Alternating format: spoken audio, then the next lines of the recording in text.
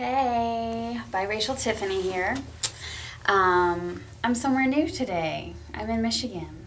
I flew home with my little Indy to visit and especially to see my grandmother's sister who is visiting from Florida. So really happy to be here. Kind of tired. I bet that shows.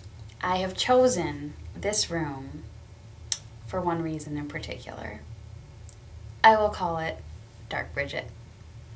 When I saw your bathroom for the first time, I was like, oh my God, that's at my house at home. So I was really looking forward to doing this. So I hope you're watching.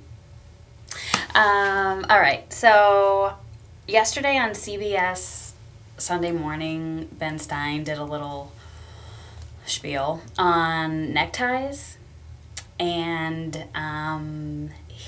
he was so condescending and elitist. Now, this is probably the first time I've used this word, but I truly believe that we could have a clip of his crap that he said yesterday on TV in the dictionary, the YouTube dictionary perhaps, where you'd have a video to define words.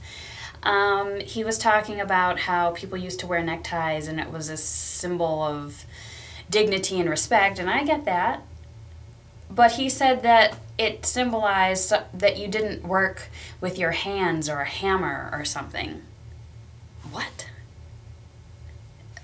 As if those people whose craft it may be to build houses and to fix your frickin' plumbing, Ben Stein, are not dignified? I don't know. And I'm thinking he's probably imagining black people doing that, but that's just me. I'm a little sensitive to race. But I just thought that was worth mentioning because I wasn't even really paying attention to the TV at that time. It was background noise, and he managed to completely offend me. And it wasn't even like one of those droning on trying to be funny. But that's just really what he thinks. So, Ben Stein. That's kind of a silly thing. I just wanted to say kind of a continuation of, I guess it would be number 28, the thoughts about black people, you know, bringing up the lynchings, and you would have been a house slave, but you would have been a slave, and you would have been hanging from a tree too, and it just makes me think that the people who make those comments must define blackness for themselves in relation to slavery. And I just think that's, and I understand why. I'm not saying that's out of ignorance or that's stupid. I do think it's sad.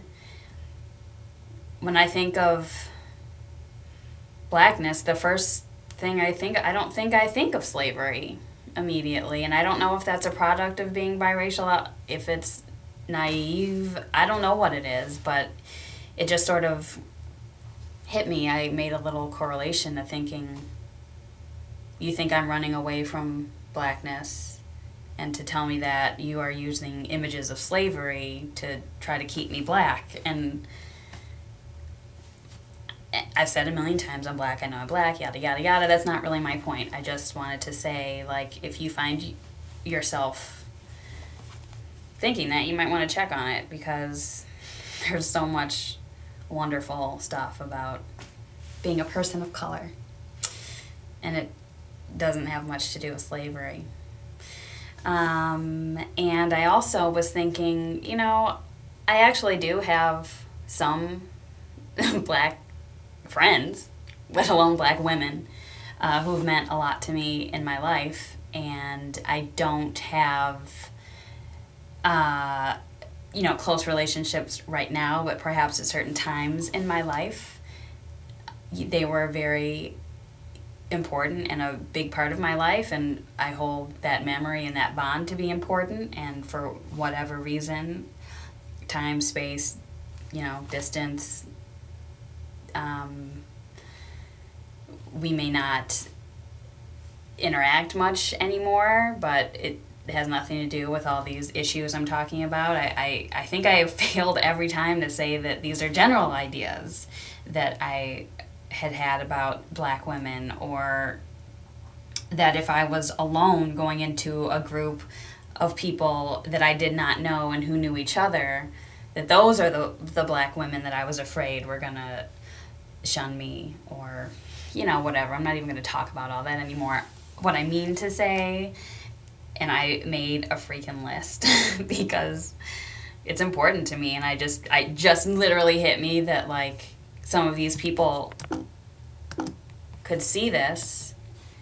And I'm sorry, my computer is doing something weird and I don't know if it's recording. I think it's recording. There I am.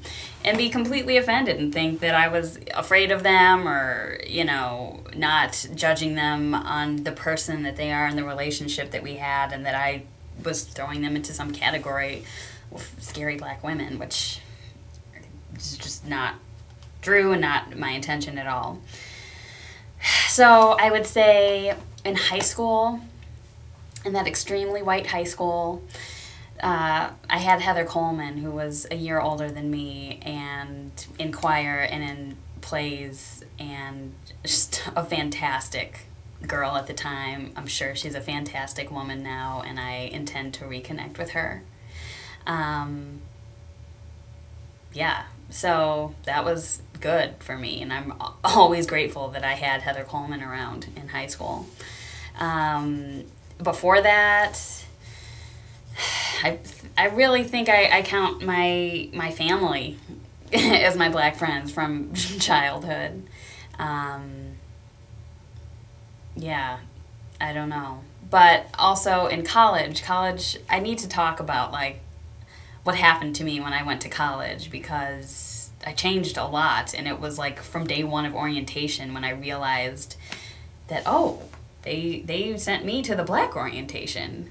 I'm going to go to college and it's going to be okay for me to be black. And I'm totally terrified because I think they're not really going to like me and don't want me here. But at the same time, it's kind of exciting that I'm not going to be the only one. Aside from Heather Coleman, who didn't go to Michigan. So anyway, Felicia, like from day one, great friend. She was a dancer and a funny, fantastic, religious girl that I wish I knew where she was right now. Angela and Dominique and Naima, and I'm leaving Sophina out because she's biracial and I've been through that. Michelle, my God, talk about mentors and, you know, black women other than my mom that I look up to. Priceless, that relationship. Betty Jean Jones, a director, also. Oh my God, I'm sorry, and I'm sure this is really boring for people, and I don't think that these people are watching this actually and going to be like, oh yay, she said something about me, but I just was feeling like I had misrepresented an aspect of my life, and I wanted to clear it up a little. So I'm looking at the list one more time, you know. Oh my God, Ron and Keshawn Cole James. Keshawn Cole James is like the first black guy that I totally fell in love with, and his dad was from Africa and his mom was from Detroit, and I just was like, whew, blown away. I'll show you a picture someday and you'll see why.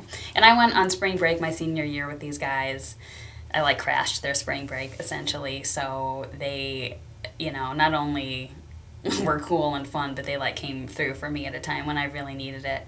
So I just wanted to say that because I've been talking about this like I don't know many black people, and I didn't mean to represent it that way. And I know I make excuses for myself all the time and saying things don't make sense and blah, blah, blah, but today I have to say I am really tired, and I'm sitting on the floor of the bathroom. So, I don't know. For what it's worth, that's what I had to say today. Thanks for watching. Hope I can upload this. I'm having internet issues as well, and you know I'm addicted to YouTube, so it's like totally freaking me out. So if I don't write back, whatever, if this is up in a week and I've moved on and talked about something else, I apologize for that too.